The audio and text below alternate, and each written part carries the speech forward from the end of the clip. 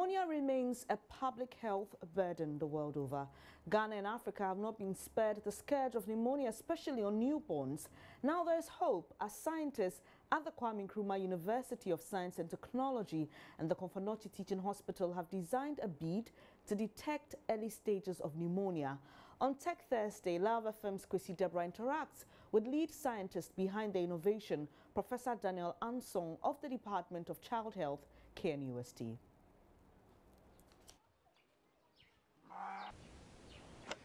Attending to a pen early morning to feed the flock has become a second nature for young men.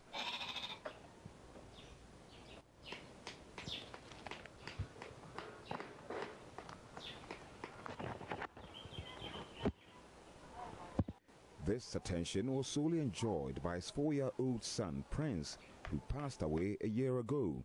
He died of pneumonia. It was a Friday morning when I realized he was breathing at a faster pace, she says. So I took him to the hospital. He was suffering from fever and coughing always, but there was little we could do, and finally lost him.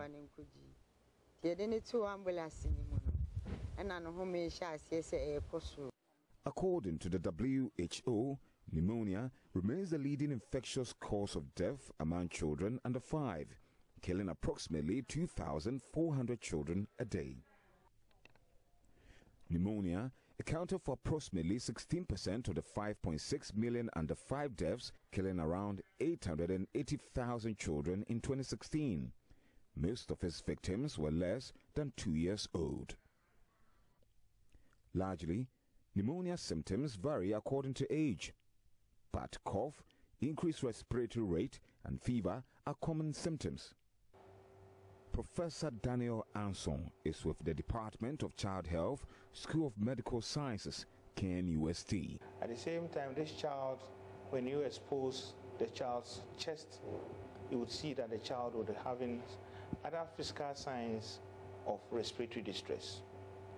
Some of these children, you would see their nostrils opening in and out, which we call the pharynx alanase.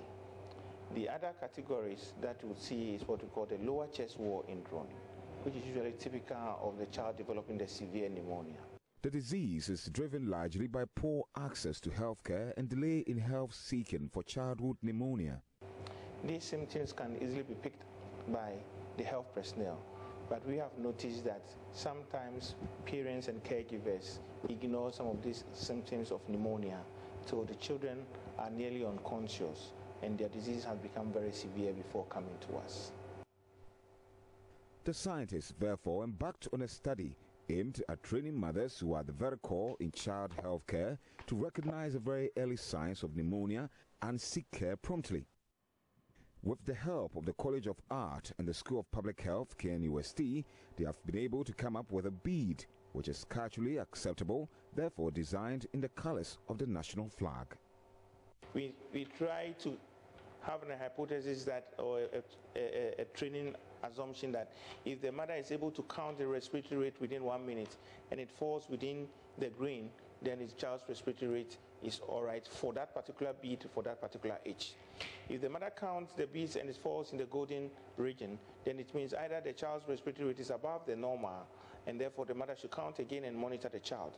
If the mother counts and it falls within the red zone, it means that the child's respiratory rate is very high. Counts again is still in the red, then this mother needs to take the child straight to the hospital setting because somehow the respiratory rate had gone up above the normal.